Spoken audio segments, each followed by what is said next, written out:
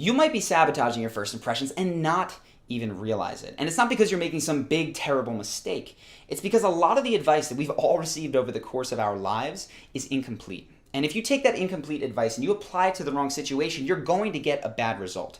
So in this video, what I want to do are talk about 3 pieces of advice that need tweaks to actually work in the real world. And when you add these tweaks, you'll go from sabotaging first impressions to really, really hitting home runs. And the first one that I want to touch on is this.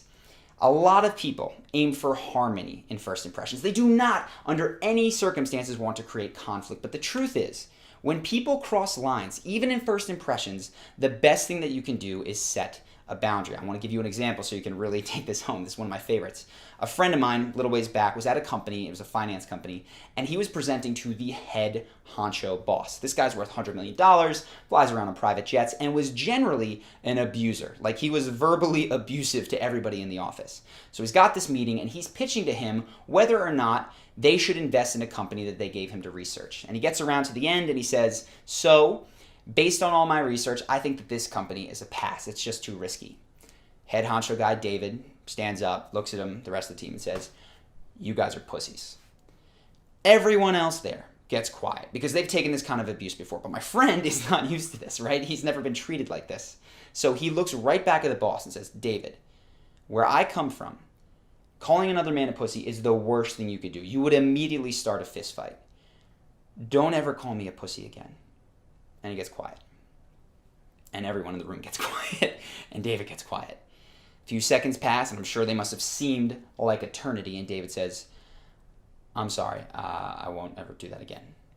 Completely goes back, meeting starts rolling, people pick up the slack. But what happened is after that, my friend never, ever received that kind of abuse that people in the office continued to get from him, right? That guy never gave him any crap. Again, it's because he set a boundary. And even though he was low man on the totem pole, he created respect. This is what happens when people cross lines. I'm not saying that you need to shout their faces off. Neither am I saying that you need to do what most people do and just go, hee hee, it's okay. I've seen people do this in so many situations, right? Somebody makes a racist, a sexist comment that they don't like. In a business meeting, somebody shows up really late, doesn't respect your time. Or I know a girl in a business meeting, she was basically being hit on by the guy and didn't know what to do, so she just kind of laughed it off, pretended that it was just a joke. In these scenarios, what you need to do in so many words is say, 1, hey, I don't appreciate what you just did. And 2, don't ever do it again. And then quiet. That is it. I'm not asking you to yell at someone. I'm not asking you to take it home. I'm not asking you to complain about it with your friends. If you do this, you will find that the boundaries you set create more respect in all of your interactions. Incredibly powerful. The second thing is kind of a light version of the boundary setting, and it's this. A lot of people hate to disagree with anyone in first impression. And it's because we know that people like people that are like them. They want people that went to the same school as they did, that like the same sports teams, that have the same interests. So when somebody says something that maybe we don't share, we tend to gloss right over that and look for the commonalities. But the truth is, when you bring up things that are not commonalities, in fact, that you might be polar opposites on in the first impression, you create a ton of trust. Another example, because I love these. First time that I went to Brazil, I was in Rio de Janeiro, and I went to the Copacabana Palace. A really nice place. Don't know if they still have parties there. If they do, check it out. And I walked in, hung around for a while, and I saw a girl that I really thought was very pretty. So I walked up, started talking to her, and I began to speak in Portuguese after a few sentences in English.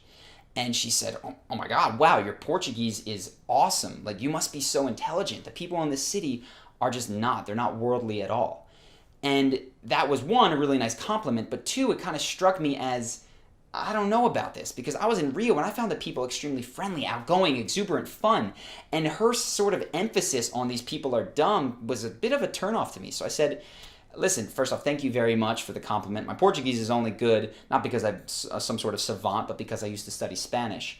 But I gotta say, for me, the most important thing about any individual is not that they've traveled to a bunch of countries or they're worldly or that they have a super high IQ. It's that they make the people around them feel good and that they're fun. And she said, yeah, but fun is shallow. I would prefer a guy that was intelligent and worldly any day. And she kind of looked at me going, be that guy. And I was tempted to. I wanted to go, oh, you're right. You said I was this guy. You like this guy. Perfect. We're going to hit it off. But I had to continue to say, so, I mean, listen, I would take both, right? I want fun and intelligent. But when it comes down to it, the people that I connect with the best are the people that spread good vibes, the people that are happy and fun. And honestly, if they're not the sharpest, if they haven't traveled the world and they don't speak 6 languages, they just lived in their city and they have kind of an insular view, I don't really mind that. I just care that they're a good person.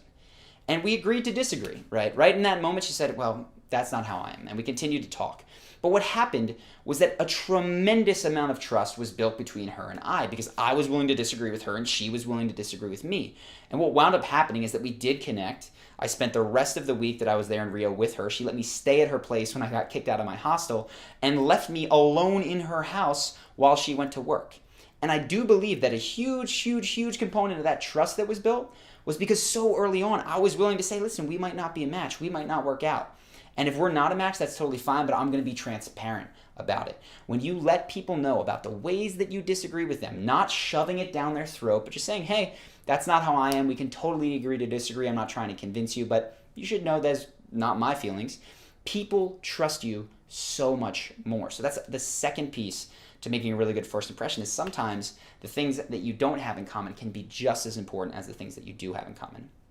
The third piece is this: fake it till you make it is often misinterpreted. And it's a great piece of advice, don't get me wrong, but fake it till you make it applies only to body language and nonverbal communication. When you start using fake it till you make it and the things that you say, that's when you run into trouble. So for instance, the CEO who had a terrible quarter speaking in front of his company gets up there and says, hey guys, we're doing great, not exactly what we want, but this is really on track and our numbers were kind of off in the projection, so we're killing it right now. Or, right, guy at a networking event who goes off and pretends that he has a kind of status at his company that he can hook people up. He goes, you know what, man, just send me your resume, I'll get you a job, no problem. And he's got no such power. This happens all the time. People fake power that they don't have.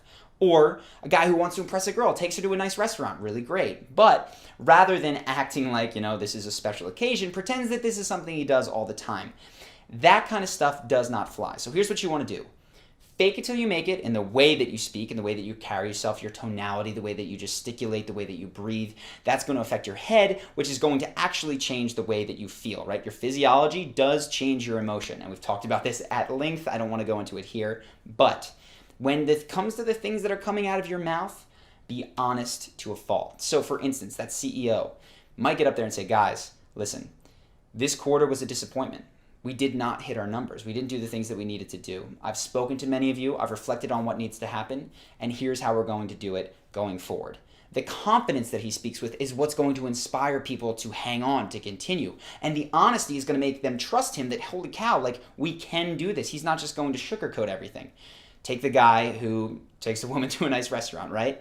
Rather than going in and being like, oh yeah, pretending he knows the maitre d', or that this happens all the time, or talking about his investment portfolio, whatever it is, you might go in there and say, listen, I gotta be honest, this place is way nicer than the restaurants I normally go to, so I hope that you're impressed by the food and that makes you laugh extra hard at my jokes, right? Play it off fun, funny, but you can let people know this is special, this is nice. That honesty is going to let her know, which is a huge concern for women, by the way, that the men that they're dating are not being real, are not being honest.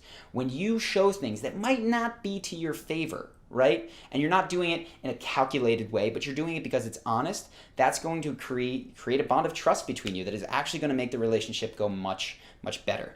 The thing that ties all three of these together is this. The charismatic person, the person that is comfortable with themselves, is comfortable with the truth. And they can sit with it and they recognize this is going to make me connect really well with some people, and some people are not going to connect well. But I will not be disrespected, I'm not afraid to share my opinion, and I'm not going to pretend that something is the case when it's not. So that is the thread that ties them all together, and I hope you see it in our other videos because it's a big one. I hope that you guys have enjoyed this video, and I look forward to seeing you in the next one.